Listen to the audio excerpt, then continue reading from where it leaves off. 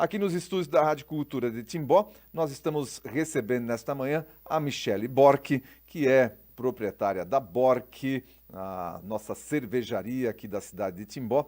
Mas hoje a Michele não vem aqui nos estúdios da Rádio Cultura de Timbó para falar sobre cerveja.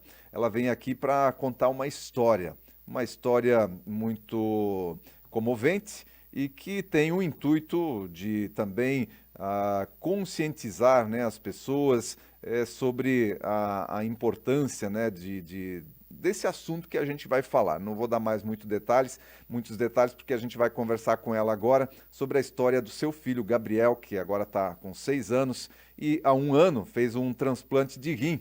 Ele tinha uma doença de base chamada síndrome nefrótica. Essa doença, então, levou ele a uma insuficiência renal e a gente vai conhecer um pouco dessa história com a Michele Bork. Muito bom dia, Michele. Bom dia a todos. É sempre um prazer estar aqui com vocês. A Michele que esteve de aniversário no último sábado, né, Michele? Já aproveitamos aqui para parabenizá-la pelo seu aniversário no último sábado. Não vamos divulgar aqui a idade, né? Mas a Michele esteve de aniversário no último sábado. Michele, então nossos parabéns aí pelo seu aniversário, mas hoje, como a gente falou, o assunto não é cerveja. Hoje o assunto é o Gabriel. Conta um pouco dessa história do Gabriel pra gente. Quando é que você começou a perceber esse problema que ele tinha? Então, o Gabi, ele nasceu bem, né? Nasceu super saudável. E com 7 para 8 meses, ele ficou bem doente, assim. Foi de um dia para o outro, assim, ele começou a ficar bem doente. A gente achou que fosse uma virose. Levamos ele para o hospital e depois de alguns exames a gente descobriu que ele tinha uma perda de proteína pela urina. E isso caracterizava uma doença chamada síndrome nefrótica.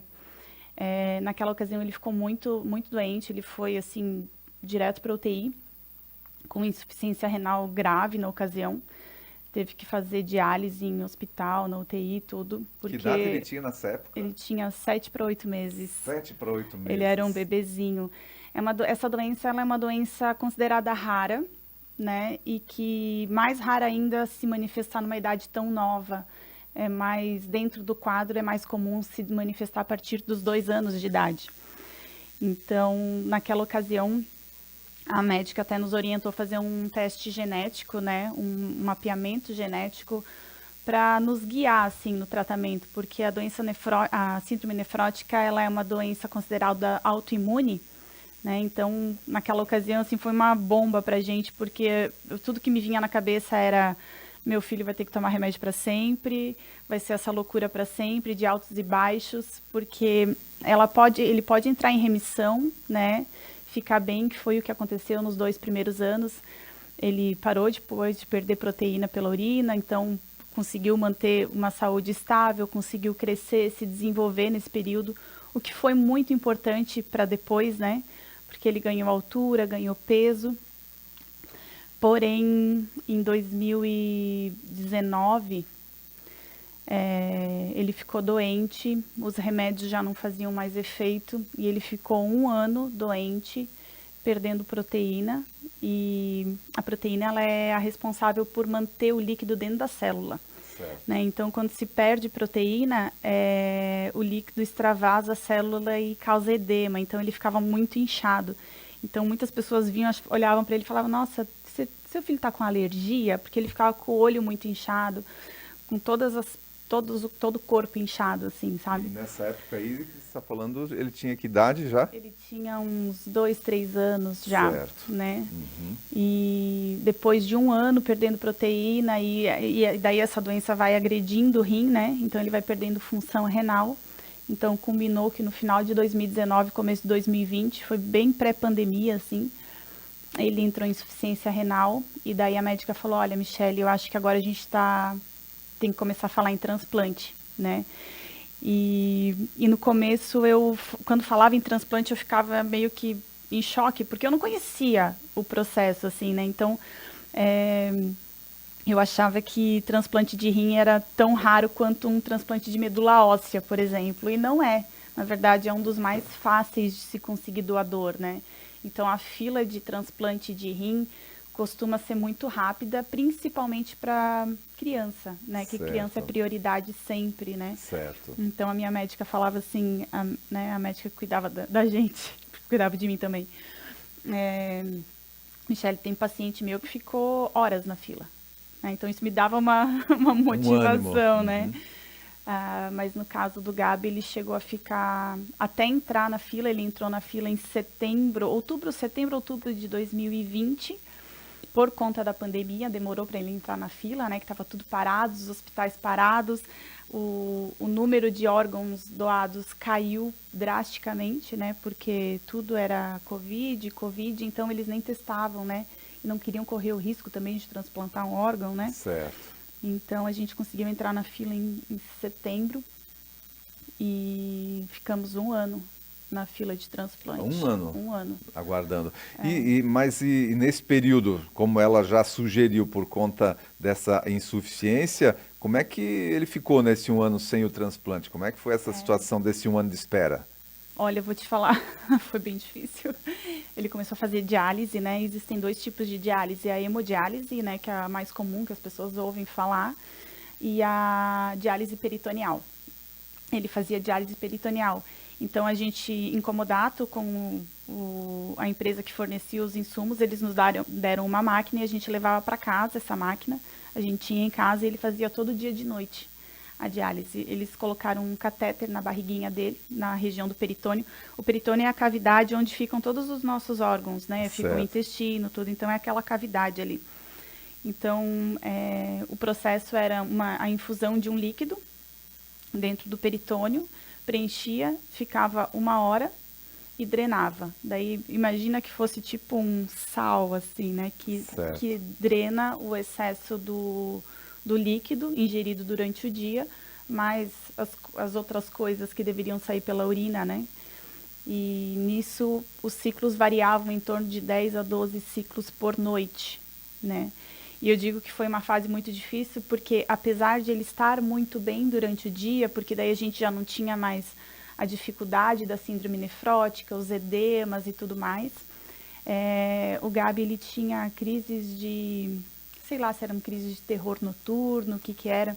Eu não sei se ele sentia algum tipo de dor, mas teve períodos que de hora em hora ele acordava chorando desesperadamente, parecia que estava matando o menino. Pecado. Uhum.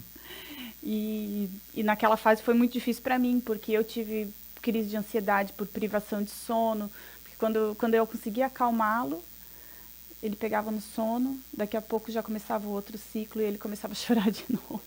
Certo. Então, para mim, aquele período foi o mais difícil, mais desgastante, assim.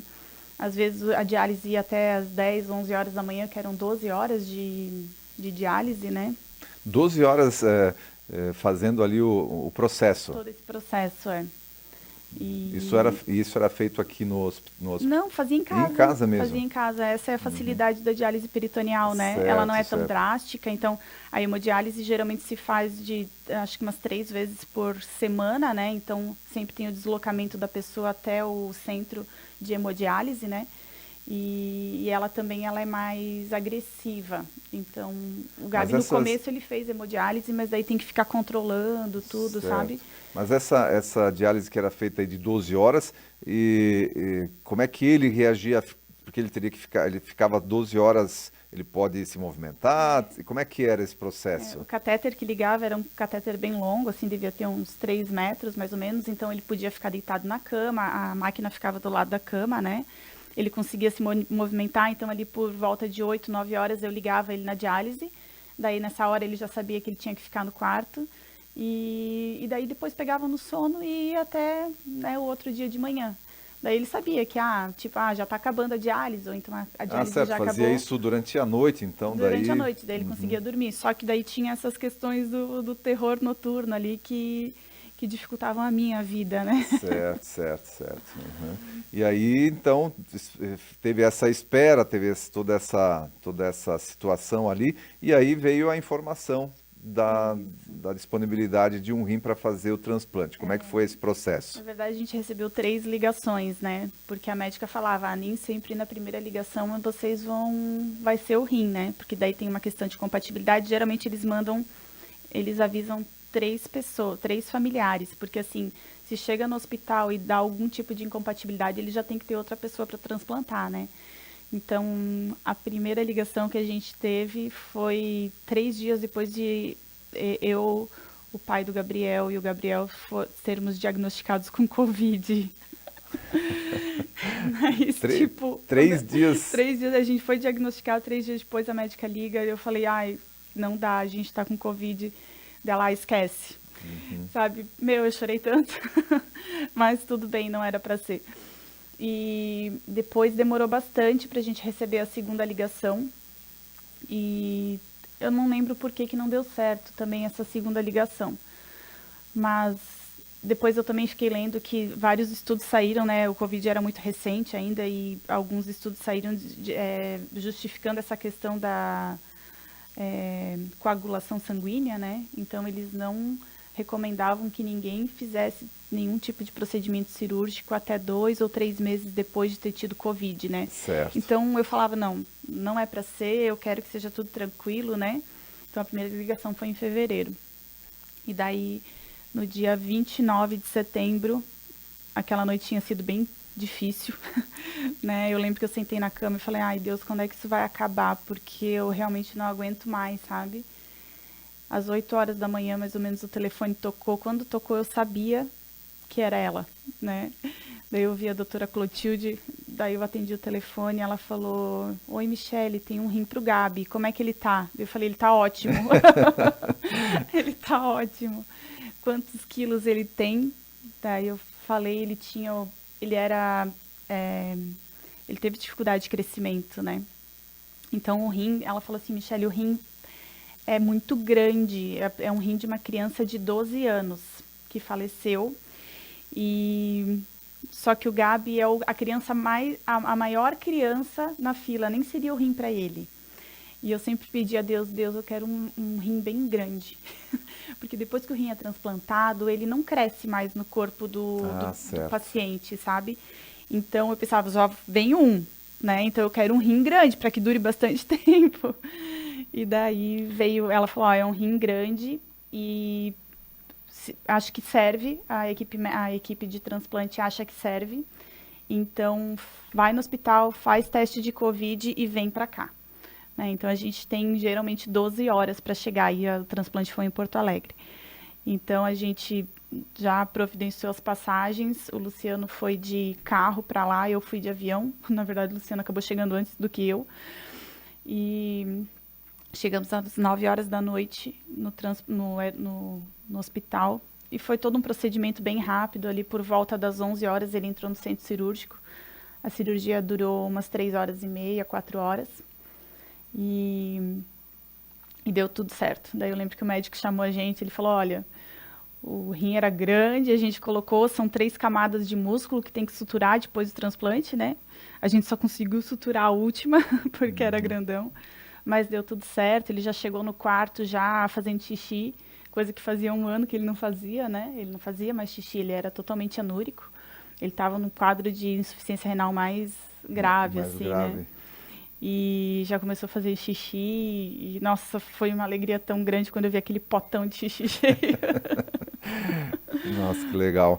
E aí, a partir de então, ele teve, então, ele tá com um rim, é o dele. Ele tem ainda um dos rins? Então, dependendo do tipo de situação, eles tiram os rins antigos ou deixam, né? No caso do Gabriel, não tiraram. Porque o rim dele, como não funcionava, foi atrofiando. Então, toda vez que a gente faz ultrassom de controle e tal, os médicos falam, aqui estão os rinzinhos dele. Mas estão bem atrofiadinhos, sabe? Eles vão diminuindo, assim. Então, foi deixado ambos lá? Foram deixados. E daí o rim transplantado, ele é transplantado para a região da barriga, assim, aqui na frente, assim. Certo. E daí agora tá lá o rinzão. Daí esse rim dá conta de tudo. De tudo. E deve... porque tem pessoas que vivem, né, com um rim, sim. seu próprio mesmo, quando dá alguma insuficiência. E a tendência é que ele consiga viver com esse rim tranquilamente. Algumas mães vinham, né, porque daí a gente começa, né, nas pré-consultas, porque a gente faz muitas consultas. Hoje a gente está fazendo consulta 1 vez por mês, mas no começo era 2 vezes por semana. E daí tinha eu lembro que uma mãe veio para mim e falou, porque falaram para mim que o rim tem validade de 7 anos. Daí eu falei, não. Daí eu fui falar com a médica e ela falou, olha, Michele, é uma série de fatores que influenciam no quanto o rim vai durar. Ele pode durar a vida toda. Esses dias mesmo saiu uma notícia de um cara que já era transplantado há 50 anos. E tá lá o mesmo rim, sabe? Tem crianças que causam rejeição depois de 1 ano. Sabe? Então vai depender muito do quanto a criança fica doente, porque vai depender muito do sistema imunológico, né? Então, para o rim ficar, é um rim de uma outra pessoa, ele tem que tomar imunossupressores, né? Que é para não causar rejeição nesse rim transplantado. Então, o grau de imunossupressão também vai depender do grau de compatibilidade. Você vê que no Brasil, por exemplo, nós temos um índice de incompatibilidade ou de rejeição, né, de rejeição muito pequeno, porque se respeita uma fila, né, única e se transplanta de acordo com o grau de compatibilidade. Isso faz com que a gente tenha um índice de rejeição muito pequeno, né? Por exemplo, em outros países se transplanta aleatoriamente, assim, geralmente até pagando, né? Nos Estados Unidos diz que se paga por rim e se paga valores altos, né? Certo. Acredito que até por posso estar falando besteira, gente, até por esse motivo se tem um mercado negro. Sim, Né? de órgãos, né? De maneira geral, órgãos, né? de órgãos, né? Não é Aqui. só a questão do rim, mas esse mercado negro, ele abarca aí uma série de órgãos mesmo, né? Porque se paga muito por um órgão, né? No Brasil não, se respeita essa fila e daí a gente tem um índice de rejeição de órgão bem pequeno. Certo. E hoje o Gabriel está com 6? Está com 6 anos. 6 anos. Eu digo que hoje é uma criança. Hoje ele está tendo a infância que ele nunca teve, porque a infância dele sempre foi muito apática e muito vivendo em função de remédio, em função de procedimentos, né, hospitais e tudo mais. Mas hoje não. Hoje ele, em julho, ele entrou na escolinha pela primeira vez, né? Então a gente agora são outros desafios. Nosso desafio é de adaptação na escola, de convívio social, que ele também sempre teve muito pouco, né? Porque a gente nunca conseguiu.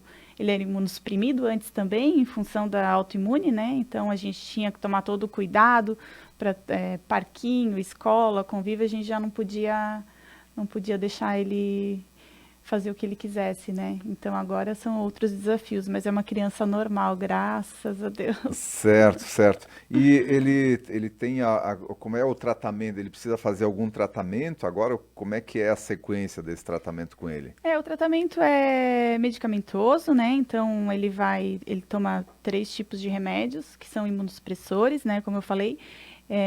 Para não ter rejeição, a gente faz acompanhamento com a equipe médica de Porto Alegre hoje todo mês, a gente vai uma vez por mês para lá e faz exames de rotina. Ele é um pouco mais suscetível em função de ser imunossuprimido, né? Então, uma virose, por exemplo, semana passada eu fiquei, umas 2 semanas eu estava com ele internado no hospital, ele pegou uma virose e evoluiu para pneumonia. Né, coisa que eu acabei pegando a virose dele, né, porque eu comecei a tossir também, só que para mim foi só uma tosse, né, para ele já evoluiu, porque tem a imunidade comprometida, né, certo. Mas ele consegue ter uma vida normal, comer o que ele quiser, sabe, e ter convívio social. Muito bem, essa então é a história do Gabriel, contada aqui pela sua mãe, a Michele Bork, que hoje, como eu falei, não veio aqui para falar de cerveja, mas veio para falar dessa história, Michele. Tem uma coisa que eu acho muito importante a gente falar, que assim, a importância da gente doar órgãos, né? Exatamente, porque, a gente ia chegar nesse ponto. Uma pessoa que venha a falecer e doa os seus órgãos, ela pode salvar até 8 vidas. Né? O rim, por exemplo, a pessoa tem 2. Então, a gente conheceu no hospital o irmãozinho de rim do Gabi, né? Que ele recebeu um órgão dessa doadora, né? E uma outra criança também recebeu. Então, dependendo da quantidade de órgãos que a família está disposta a doar, ela pode salvar até 8 vidas. Porque tem coração, tem pulmão, tem os rins, né? Tem fígado. Então, a gente usa a hashtag, né, na rede social que 1 salva 8. E Santa Catarina, quando eu estava no hospital, na UTI, que o Gabriel entrou em insuficiência renal, eu estava conversando com um médico lá e ele falou que, se eu não me engano, é Florianópolis. Mas daí eu acho que engloba Santa Catarina inteiro, é o estado que mais capta órgãos para doação no Brasil. Sabe, olha a importância e a consciência que a gente tem, né? Exatamente, de que, né? faleceu, é o nosso ente querido, tudo, mas tem disponibilidade de doar órgãos, né? Eu digo, a família da nossa doadora, a gente sabe que é uma menina, uma parte dela está viva aqui em Santa Catarina, outra lá no Amazonas, eu acho que era o outro doador do Gabriel, sabe? E uma partezinha dela ainda está viva, né? É o código genético dela que está vivo, sabe? Então, Exatamente. uma parte faleceu, mas outra parte está viva no corpo de outra criança. Eu realmente ia tocar nesse assunto, na importância, acho que o principal, acho que a principal lição, a principal conscientização que a gente tem que fazer a partir dessa história, inclusive o Roberto, o Beto, está acompanhando a gente lá, o Beto lá da The Flash, ele passou por uma situação também com o filho dele com relação à medula, né? Aí é uma doação que se faz né, a pessoa não precisa morrer para fazer a doação, mas ele conseguiu também uma medula, foi compatível. Hoje o filho dele também está levando uma vida normal, graças a uma doação, né? E aqui no caso aqui do Gabriel, né, infelizmente uma vida, né, se foi, mas graças aí a essa generosidade também da família, da menina lá, hoje o Gabi está podendo levar uma vida normal, né? Então, eu acho que fica essa lição, né, Michele? Exatamente. Essa lição e essa mensagem da importância da doação de órgãos. Que essa situação que você coloca aí, o hashtag 1salva8. Exatamente. Fica essa lição. E quando, né, a gente enxerga o Gabriel, que estava ali com uma vida comprometida, né? Comprometendo a sua vida, comprometendo a vida da própria família também ali, o seu convívio em sociedade, enfim, a medicina que não conseguia mais, né, dar jeito dessa situação do Gabi, e agora, a partir de um ato de amor, de um ato de bondade da família dessa menina, ele está podendo levar uma vida normal. Que bela, que bonita essa história, Michele. A gente agradece a você se dispor a contar essa história para o ouvinte do Repórter Cultura aqui e leva essa mensagem mesmo da importância da doação. Obrigado para você, tá bom? Eu que agradeço, Um abraço imagina. para você, um abraço para o Luciano que inclusive trabalha com a gente lá na Papelão Timbó, está convivendo com a gente por lá. E um abraço para o Gabi, né? Não sei se o Gabi está ouvindo a mamãe aqui Também não sei.